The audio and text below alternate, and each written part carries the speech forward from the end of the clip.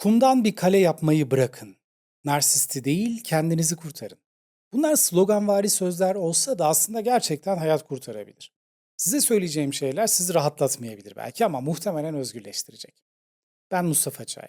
Bugün neden kumdan kaleler üzerine geleceğimizi inşa etmememiz gerektiğini konuşacağız. Biliyorum zaman zaman içinizden bir ses bu defa farklı olacak diyor. Kendimi daha net anlatırsam, daha sakin olursam, tam da onun istediği gibi davranırsam belki o da değişecek ve belki beni görecek.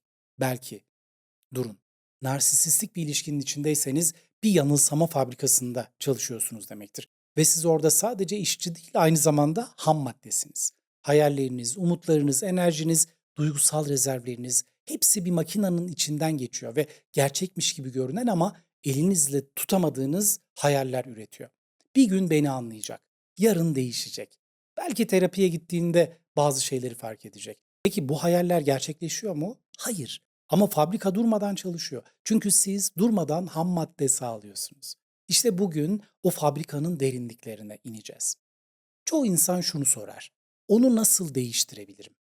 Bu yanlış bir sorudur. Bu soru bir dağı elinizle kaydırmaya çalışmak gibidir. Hem kendinizi tüketirsiniz hem de dağ olduğu gibi olduğu yerde durur. Doğru soru şu olmalı. Eğer asla değişmeyecekse ben ne yapacağım?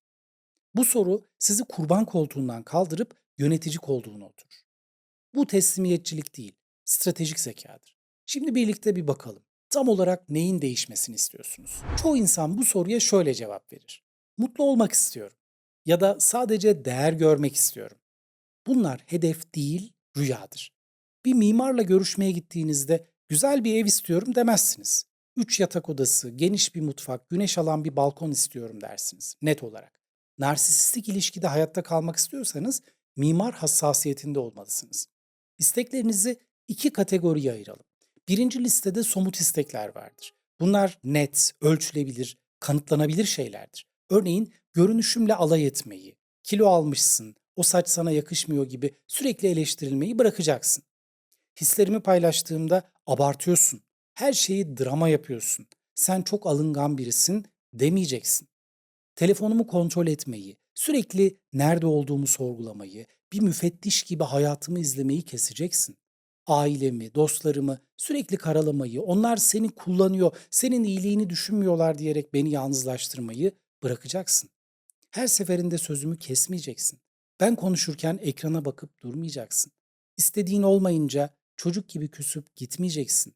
Günlerce benimle konuşmayıp bana ceza vermeye çalışmayacaksın. Bana söz verip sonra da hiçbir açıklama yapmadan caymayacak, beni planlarımla ortada bırakmayacaksın. Bakın bu liste böyle uzar gider.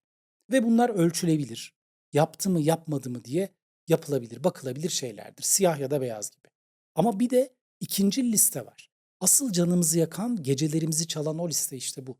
Burada da soyut isteklerimiz yer alır. Sürekli mağdur rolü yapmayı bırakacaksın. Her olayda kendini zavallı göstermeyi keseceksin. Beni gerçekten önemseyeceksin. Diğerlerine gösterdiği o anlayışlı yüzü bana da göstereceksin. Yaptığım fedakarlıkları göreceksin. Beni bir yük gibi görmekten vazgeçeceksin. Aşağılamaya, değersizleştirmeye bir son vereceksin. Hata yaptığında gerçek anlamda sorumluluk alacaksın. Tamam, özür dilerim deyip geçiştirmeyeceksin. Anlamlı bir çözüm üreteceksin. Bu iki liste arasındaki fark, yaşamla ölüm arasındaki fark gibidir. Birinci liste çöpe atmak, sözünü tutmak gibi belki bir umut vardır ama ikinci listede beni önemse, empati kur, sorumluluk al. Bunlar narsist için davranışlar değil, birer varoluşsal tehdittir. Peki neden değişemezler? Çünkü onların kişiliği dev bir kaleye benzer ve o kalenin her taşı savunma mekanizmalarından örülmüştür. Narsist yakınlık kurmaktan korkar. Savunmasızlık onun için bir felaket senaryosudur. Hata yaptım demek o devasa egoyu yıkmak demektir. Ve o ego yıkılırsa altında sadece utanç kalır. Derin, yutulası, katlanılmaz bir utanç. Ve bu yüzden değişmezler. Bu yüzden terapiye bile gitmez ya da giderlerse genellikle samimiyet göstermezler. Bu yüzden o ikinci listedeki talepler çoğunlukla karşılanmayacaktır. Biliyorum muhtemelen bunları binlerce kez söylediniz, yazdınız, ağladınız, yalvardınız. Peki sonuç? Sizi duymadılar bile. Kelimeleriniz havada kaldı, buhar oldu ve bu size ne hissettirdi?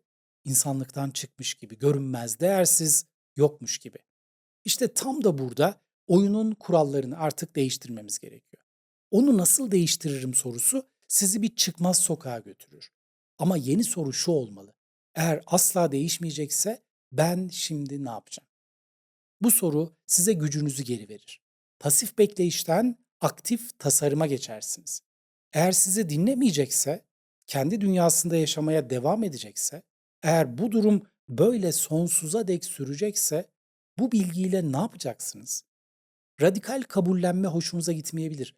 Bu kulağa teslimiyetçilik gibi gelir. Ama değil. Radikal kabullenme gerçeği görmektir. Ve gerçeği gördüğünüzde boş yere enerji harcamayı da bırakırsınız. Sizi dinlemiyor mu? O zaman en derin sırlarınızı, en kırılgan hikayelerinizi anlatmayı bırakın. Çünkü dinlenmemek sizi yaralıyor. Verdiği sözleri tutmuyor mu? O zaman onun vaatlerine dayalı planlar yapmayı bırakın. Her zaman bir B planınız, bir C planınız olsun. Duygusal ihtiyaçlarınız karşılanmıyor mu bu ilişkide? O zaman bu ihtiyacı ailenizden, dostlarınızdan, hobilerinizden, kendinizle kurduğunuz ilişkiden karşılamaya çalışın. Diyelim ki ayrılamıyorsunuz, çocuklar var, ekonomik bağımlılıklar var, kültürel ya da çevresel baskılar var. O zaman beklentilerinizi ince dilimlere ayırabilirsiniz. Büyük resme bakıp mutlu bir evlilik istiyorum derseniz muhtemelen hayal kırıklığı yaşarsınız. Çünkü o büyük resim hiç gerçekleşmeyebilir. Ama küçük dilimler de sizi rahatlatabilir. Ondan derin bir bağlantı beklemiyorum ama ev işlerinde bana yardımcı olabilir gibi. Ya da beni anlamasını beklemiyorum ama çocukların önünde beni küçük düşürmemesini istiyorum gibi. Bu yenilgi değil. Bu bir stratejik gerçekçiliktir. Beni anlayan biri ihtiyacınızı bir narsisten beklemek çölde su aramak gibidir. Bunun yerine sizi dinleyen dostlara gidin. Size kendinizi değerli hissettiren işler yapın. Sizi aşağılayan sesleri seven seslerle bastırın. Terapi desteği alın ve kendi iç dünyanızı narsistin erişemeyeceği bir sığınak haline getirin. Eğer ayrılma aşamasındaysanız ama sizi tutan küçük bir umut varsa kendinize şunu sorun. İstediğim bu değer görme, bu karşılıklı sevgiyi elde edemezsem ne yapacağım? Böyle bir durumda kalmak bana nelere mal oluyor? Bazen acı da olsa bu netlik özgürlük getirir. Asla değişmeyecek cümlesi korkutur ama aynı zamanda sisin dağılmasını da sağlar. Ve sis dağılınca önünüzdeki gerçekliği görürsünüz ve artık o uçuruma doğru yürümekten de vazgeçersiniz.